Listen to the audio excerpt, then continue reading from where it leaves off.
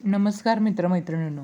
आज आपण 10 एप्रिल 2024 या दिवशी श्री स्वामी समर्थ महाराजांचा प्रकट दिन आहे.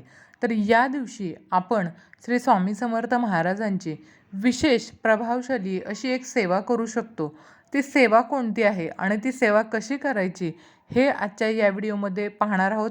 आणि जर तुम्ही स्वामी सेवेकरी असाल तर या सेवेला 10 एप्रिल 2024 या दिवसापासून नक्की सुरुवात करा. तर मैत्रिणींनो, लिखित नामजपाचे फायदे काय आहेत आणि तो कसा करावा आणि त्याचे नियम काय आहेत हे आज आपण या व्हिडिओमध्ये बघणार आहोत. तर चॅनेलवरती जर तुम्ही नवीन असाल तर चॅनेलला लाईक आणि सबस्क्राईब नक्की करा आणि आपल्या प्रत्येक स्वामी सेवेकऱ्यापर्यंत हा व्हिडिओ नक्की सेंड करा. चला तर मग सुरुवात करूया. कुठल्याही देवताला प्रसन्न करण्यासाठी, तिचा आशीर्वाद प्राप्त करण्यासाठी खूप प्रभावी अशी साधना आपण करू शकतो. उदाहरणार्थ श्री स्वामी समर्थ महाराज किंवा विष्णू भगवान किंवा शंकर देव किंवा साईबाबा, जे कोणी गुरु असतील यांचे नाव तुम्हाला देवनागरी किंवा आपल्या मातृभाषेमध्ये एकाग्र चित्तेने एका विशिष्ट वहीमध्ये किंवा चांगल्या पुस्तकामध्ये एका क्रमाने आणि विशिष्ट संख्येमध्ये सतत लिहायचं आहे. अशा प्रकारे लिखित नामजप तुम्हाला करायचा आहे. अतिशय साधी आणि सोपी सेवा आहे. ही सेवा कोणीही करू शकतं. महिला, पुरुष, परिवारातील तुमच्या प्रत्येक व्यक्ती ही सेवा करू शकतं. लिखित नामजप केल्यानं साधकावर किंवा भक्तांवर 1000 पटीने त्याचा प्रभाव झालेला दिसून येतो. स्वामींची 1000 जपाची ही जी पुस्तिका आहे ना, ती मला अक्कलकोटवरून मिळाली होती. तर या पुस्तकामध्ये 108 वेळा आपल्याला स्वामींचं नाव लिहायचं आहे.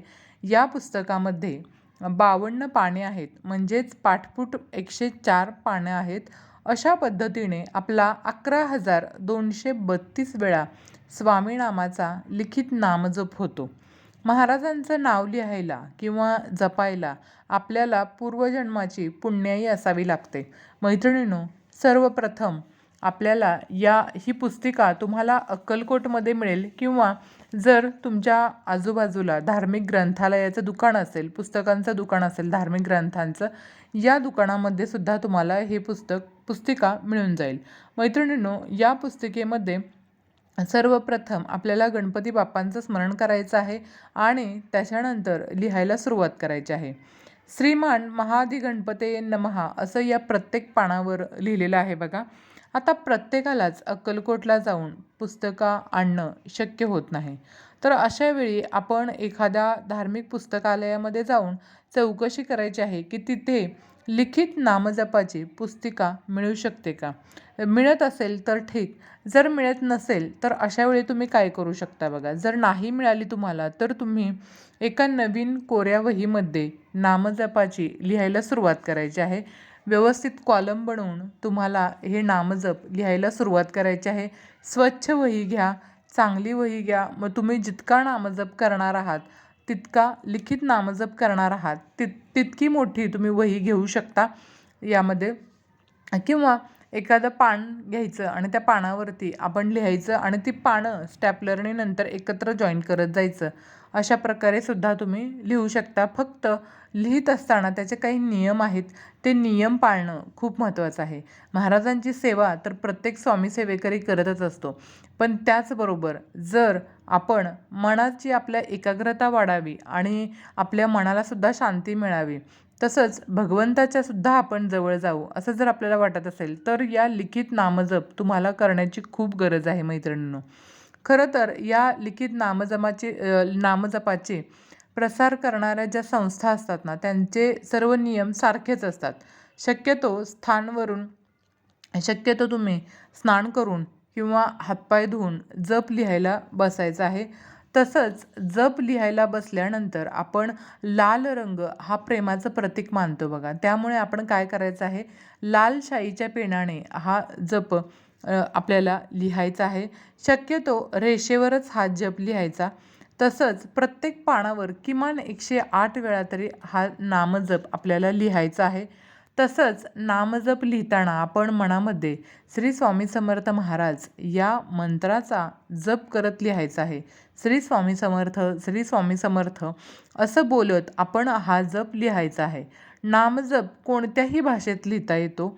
देवनागरी भाषेत लिहू शकता, संस्कृतमध्ये लिहू शकता, इंग्लिशमध्ये लिहू शकता, हिंदीमध्ये लिहू शकता, मराठीमध्ये लिहू शकता. तुम्हाला जी भाषा योग्य वाटते, सोयीस्कर वाटते त्या भाषेमध्ये तुम्ही नामजप लिहू शकता. फक्त एवढंच की अर्धवट आपण पान लिहायचं नाही. पण नामजप लिहित असताना आपण वही खराब ठिकाणी ठेवायची नाही आहे. ज्या दिवशी आपण नामजप लिहिला आहे आणि त्या दिवशी आपण स्वच्छ ठिकाणी अशी वही ठेवून द्यायची आहे. जेणेकरून नामजप वही पायदळी पडू नये याची आपल्याला मैत्रिणींनो काळजी घ्यायची आहे. आता परिवारातील एका व्यक्तीनं किंवा सर्वांनी लिखित नामजप करू शकता.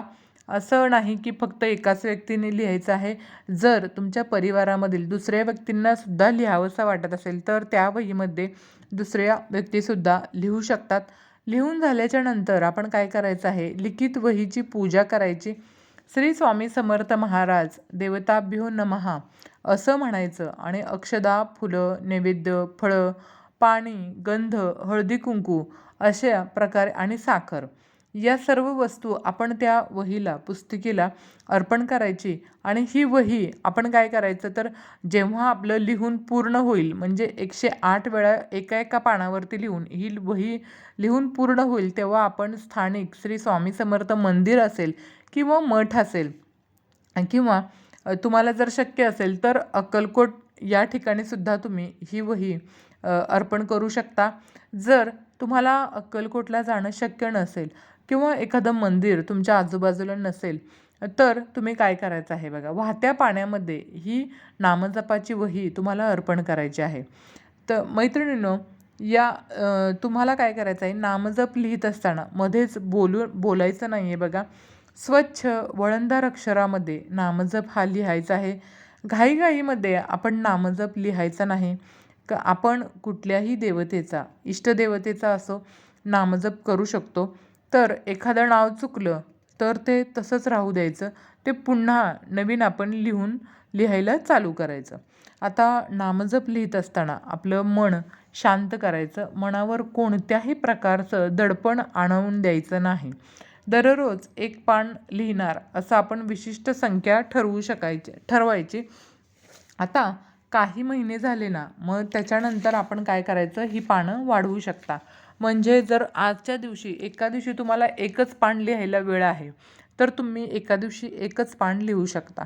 जर तुम्हाला 2 पाने लिहायला वेळ आहे तर तुम्ही 2 पानं लिहू शकता. अशा प्रकारे थोड्या थोड्या दिवसांनी आपण हळूहळू ही संख्या वाढवत जायचं आणि लिहायला सुरुवात करायची. जर तुम्ही अतिशय मनापासून मैत्रिणींनो नामजप केला ना तर तुम्हाला त्या नामाची गोडी लागेल आणि त्या नावाशी तुम्ही एकरूप होऊन जाल. आणि जितकं जास्तीत जास्त तुम्ही लिखित नामजप कराल ना तितकं जास्त तुम्ही नकारात्मकतेपासून लांब राहाल बघा.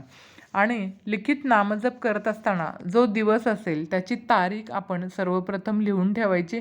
सर्व पुस्तिका जपून ठेवायच्या. काही महिन्यांनी तुम्ही पुस्तिका बघाल ना तेव्हा तुम्हाला तुमच्या मनाला एक प्रकारची शांती मिळेल आणि आपण केलेल्या जपाची तुम्हाला गोडीसुद्धा लागेल आणि अतिशय प्रसन्न वाटेल बघा.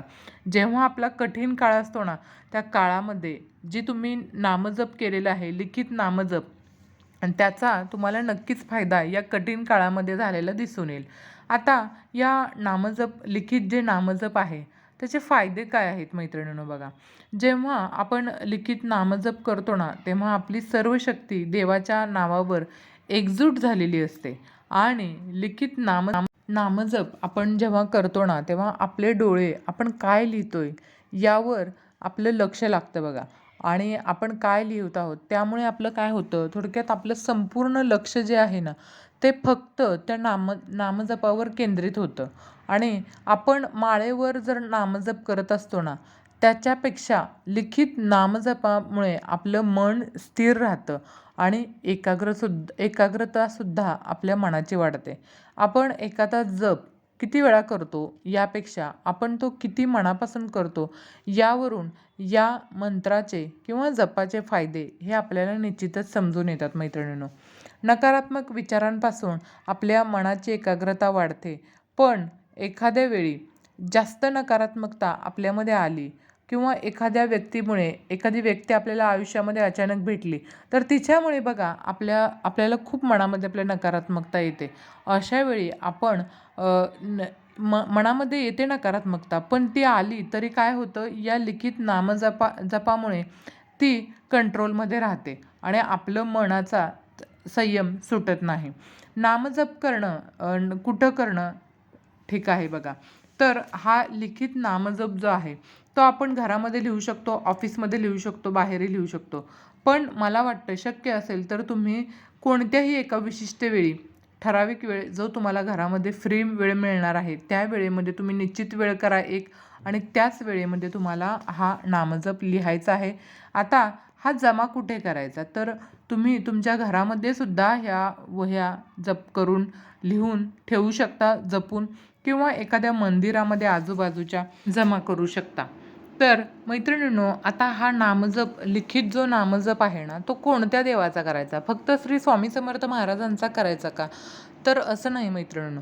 जर तुम्ही ज्या इष्टदेवतेला आपलं गुरु मानताना तुम्ही त्या देवतेचा लिखित नामजप करू शकता. साईबाबांचा असू दे किंवा गायत्री मंत्र असू दे किंवा राम श्रीराम जय राम जय जय राम या मंत्राचा सुद्धा तुम्ही जप करू शकता. तसंच श्रीकृष्णाचा सुद्धा तुम्ही जप या लिखित नामवहीमध्ये लिहू शकता. आणि अशी पुस्तकं तुम्हाला कुठे मिळतील? तर अशी पुस्तकं अक्कलकोटमध्ये तर मिळतातच, पण त्याचबरोबर तुम्ही ऑनलाईनसुद्धा ही पुस्तकं मागवू शकता आणि अशा प्रकारे लिखित नामजप करू शकता.